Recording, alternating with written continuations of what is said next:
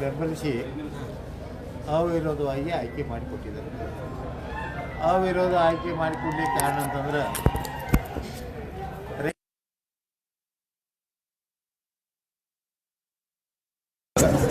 DCC ಬ್ಯಾಂಕಿನಿಂದ ಸಿಗಬೇಕಂತ ಉದ್ದೇಶದಿಂದ ಇವತ್ತು ಅವರು ಗೆದ್ದು ಬಂದಿದ್ದಾರೆ.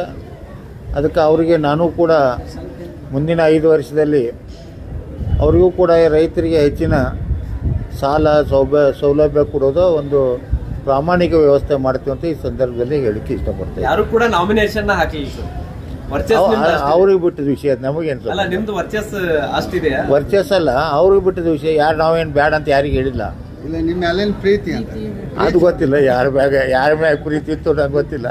ಹಾಕ್ಬೋದಾಗಿತ್ತು. ನಾವೇನು ಬೇಡ ಅಂತ ಯಾರಿಗೇನು ಬೇಡ ಅಂತೂ ಹೇಳಿಲ್ಲ. ಏನು ತಗೊಂಡ್ರು ಯಾರಿಗೂ ಹೇಳಿಲ್ಲ. ಯಾವ ಪ್ಯಾನಲ್ ಭಾಳ ಚರ್ಚೆ ಆಗ್ತದೆ.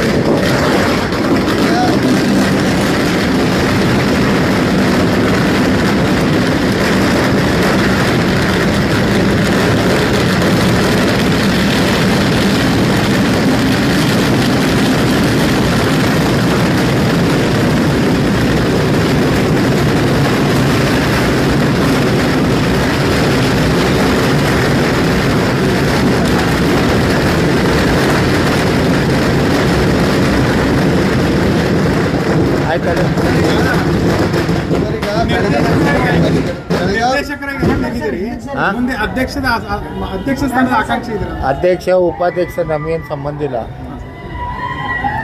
ನಾವು ಬರೀ ಅಭಿವೃದ್ಧಿ ಅಟ್ಟ DCC ಬ್ಯಾಂಕ್ದಾಗ ಚಿಕ್ಕೋಡಿ ತಾಲೂಕಾಗ ಅಭಿವೃದ್ಧಿ ಬಗ್ಗೆ ಅಟ್ಟ ವಿಚಾರ ಮಾಡೋರು.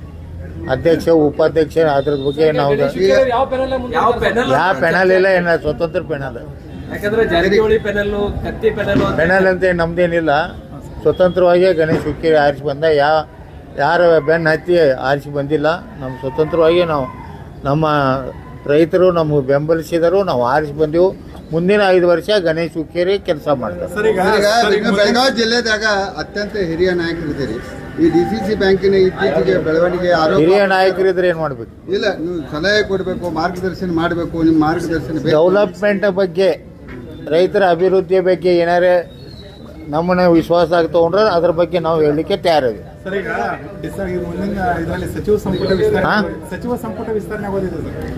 ನವೆಂಬರ್ದಾಗ ಆಗಲೇ ಇಲ್ಲ, ನೋಡಿದ್ವಿ.